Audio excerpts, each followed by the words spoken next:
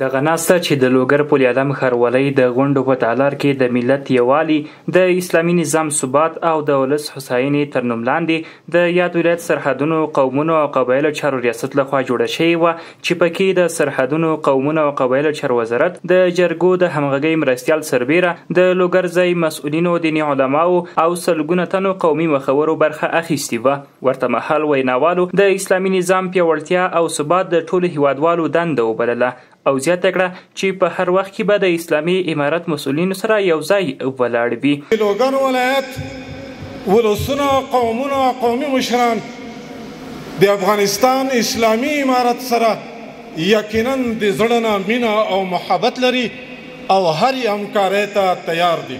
په مشترکاً د خپل نظام نه دفاع کوي، د سر او مال قیمت به د هغه نه دفاع کوي. سره په ټول لوګر کې 20 کاله مخکې کار نه ده سوی، د جمهوریت په وخت کې خدمت نه ده سوی. یو خلکو موږ په دوستۍ نه پیژاندو. له بل پلوه بیا د هیواد د سرحدونو، قومونو او قبایلو چارو وزارت د جرګو او مرکو د همغږۍ مرستیال او د لوګر ځای مسؤلینو په تیر 20 کلن جهادي یون کې د لوګر اوسیدونکو قربانۍ بې سارې وبللې او زیاته کړه چې د اسلامي امارت مسؤلین به د هیواد پرمختګ او بیا رغونې په برخو کې هڅې کوي. د لوګر د ولسونو قربانۍ او قهرمانۍ ما په خپلو سترګو باندې لیدلې دي.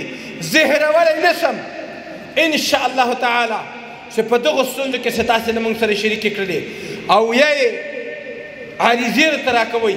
د الله په فضل باندې دا وعده درکومه چې تر خپل وسه پورې به ستاسو دغه مشکل کې موږ همکاري و تعاون در سره کوو. نهادهای قومی و فرهنگی ما نقاط قوت ماست نه ضعف ما. آنگاه که دست به دست هم بگذاریم افغانستان مثل کوه استوار و پرشکوه، محکم و قوی خواهد شد. عزم متین وکړو، دغه رواجونه هیڅ معنا نه لري.